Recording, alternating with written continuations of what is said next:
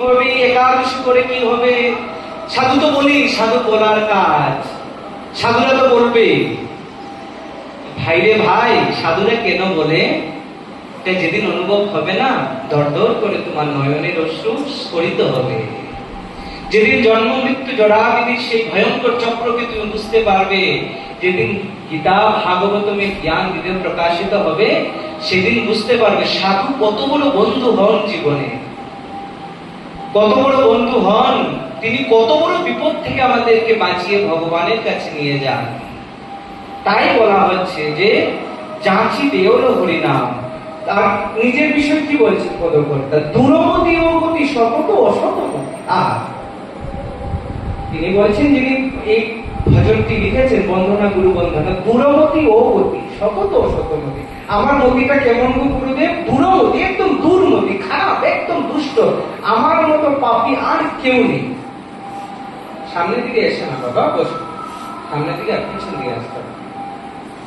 দূরমতি অগতি শতত অশতমতি। আমার মনটা কোথায় থাকে? সবসময় দুষ্ট কাজ, সবসময় কোথায় ভোগ করবো, কোথায় ভোগ ভোগ ভোগ। মানুষের দেখবেন একটু বোঝ হওয়ার পর মৃত্যু পর্যন্ত মনটা শুধু ভোগ। কোনটা খেলে সুখ হবে, কোথায় কি মনোরঞ্জন করলে সেই শরীরকে কিভাবে মানুষ তুষ্ট করতে পারে, এই 4 আঙ্গুলের জিভাকে কিভাবে তুষ্ট করতে পারবে, এটা নিয়ে আমাদের জীবন কেটে যায়। মানুষের 80 বছর 90 বছর হয়ে যায়, বুঝতেই পারে না বেচারা। সারা জীবন সে অগাধ পরিশ্রম করে অনেক অর্থ উপার্জন করে, সে না নিজের কল্যাণ করেছে না কোনো দেশ সমাজের সেবা করেছে। এই অর্থগুলো তার থাকে, তারপরে একদিন তার হঠাৎ করে মৃত্যু হয়ে যায়, তারপরে সেই অর্থগুলো কুকুর বেড়াল ভোগ করে, তার কল্যাণ হয়নি। দুর্লভ মানুষের জীবন পেয়ে সে তার কল্যাণ করতে পারল। সে পুত্রের কল্যাণ, স্ত্রীর কল্যাণ করতে করতে করতে করতে তার বয়স 80। এখন বলো হরি হরি বল হবে কিছুদিন পরে, এত টাইম নেই। বৌমারে আচারি প্রাপ্তি হবে, ওগুলো আগের থেকে শুরু না করলে হয় না।